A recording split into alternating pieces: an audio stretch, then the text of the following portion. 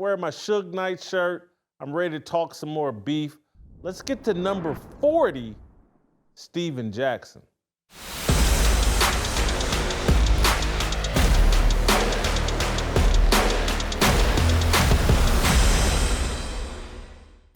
Now, Steven Jackson and I have a very, very complicated history.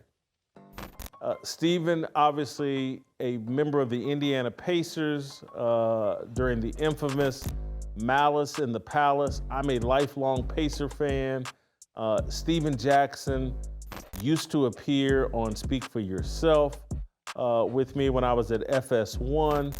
Steven Jackson was someone that I had some affinity for. Steven is from the street side of the world. He's certainly been involved as an NBA player, off the court issues, and just a very, very difficult, stereotypical menace to society type upbringing. We're not cut from the same cloth, but he was someone that I respected and someone that I wanted to help and tried to give advice when we were at FS1. And so there was a mutual respect.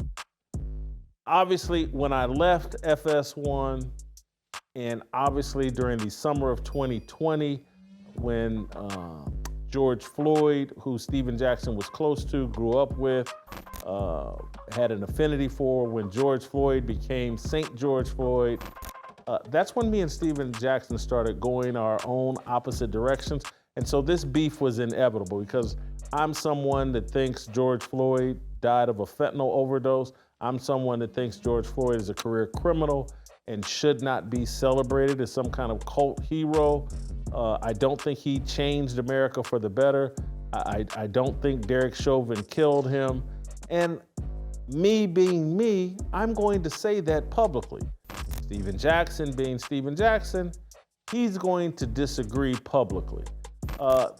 We maintained a mutual level of respect for quite some time, but here in recent years, that mutual level of respect has gone out the window.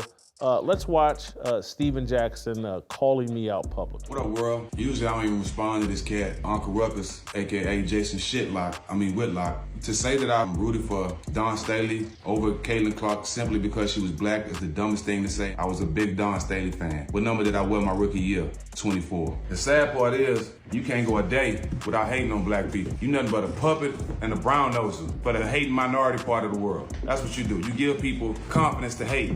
I guess it's not racist when the black man said, huh? And that's not being a free thinker or being free-minded. You just a sucker, and you've been a sucker. And you find a way to demean people to get attention. But nobody watch your show, bro. You're not a part of the culture. And I hate I even addressed you because you probably can't even hear me because you're somewhere breathing hard trying to get up the steps. Facts. We give Caitlin Clark nothing but love and we'll continue to.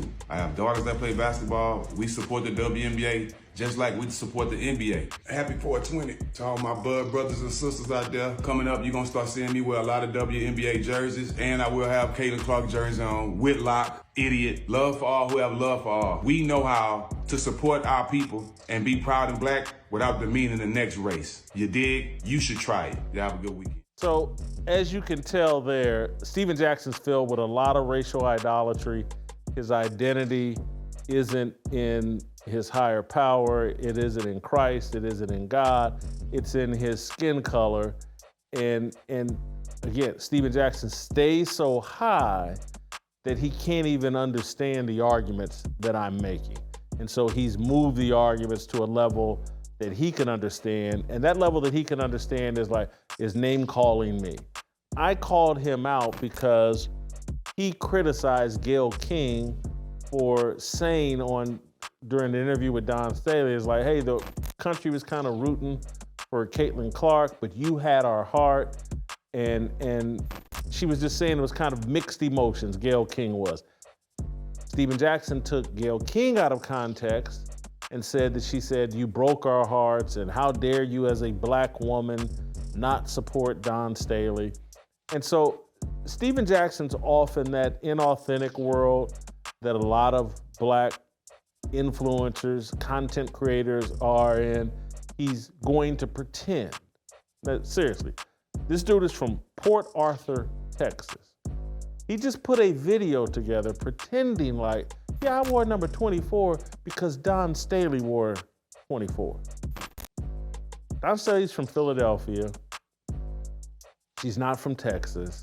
Her college basketball career isn't something that Steven Jackson legitimately remembers. He's just lying, trying to justify his racial idolatry and his animus, because how dare Gayle King not root for Don Staley? She's black. Don't you understand? We've simplified everything down to, if it's black, we support it. If it's not black, we're very skeptical and suspicious. How dare Gayle King not be all in on Don Staley, to the point that Steven Jackson's gonna sit here and pretend like, yeah, I wore Don Staley's number to honor her. I've been down with Don Staley. Cut it out. Cut it out, Steven. Grow up, man. Smoke less weed, move into reality, and grow up. I get it, and I was very sympathetic during the time, having gone through the experience that Steven Jackson and George Floyd's family went through, as I've shared with you all numerous times. I had a relative that I helped raise that was killed by sheriff's officers in Indianapolis in 2012. I know exactly what the George Floyd family is going through and people close to them. But that's not going to make me avoid the truth. And so Steven Jackson's problem with me is related to George Floyd, and like a lot of people in the media, particularly black members of the media, me sticking to the truth puts them in a bad spot. It exposes their lies. It exposes how fraudulent they are, and it exposes that they actually have puppet strings on them. They love to point and say, I have puppet strings on me. I don't. I actually am free to say what I actually think. I'm actually free to follow the truth wherever it leads. And so if someone tells me that, hey, George Floyd took enough fentanyl to kill 20 horses, I'm going to go with the fact that, hey, maybe Derek Chauvin didn't kill him. Maybe it was all the drugs. Maybe it was all the resisting of arrest. And so I get why that would bother Steven Jackson, but the beef between Steven Jackson and I, it's sad, it's inevitable. I still have some sympathy for Steven Jackson because he had a very tough background and upbringing in Texas. That always makes me sympathetic. But at some point, when you're in your mid-40s, you got to carry it like a man, like a grown man, and not be some little child checking in with O-Block. And so, Steven, I know you're a member of the Blood. I know that, you're willing to shoot people. I get it, but I'm gonna stick with the truth. I'm gonna roll with God. And if that's going to make me the enemy of people that don't like the truth, you're one of them. I'm willing to deal with that.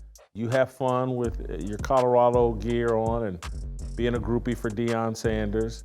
I'm gonna stay in my lane. You stay in your lane. Hopefully you don't do anything stupid, but it wouldn't surprise me. It wouldn't be the first time. So that's my beef with Steven Jackson.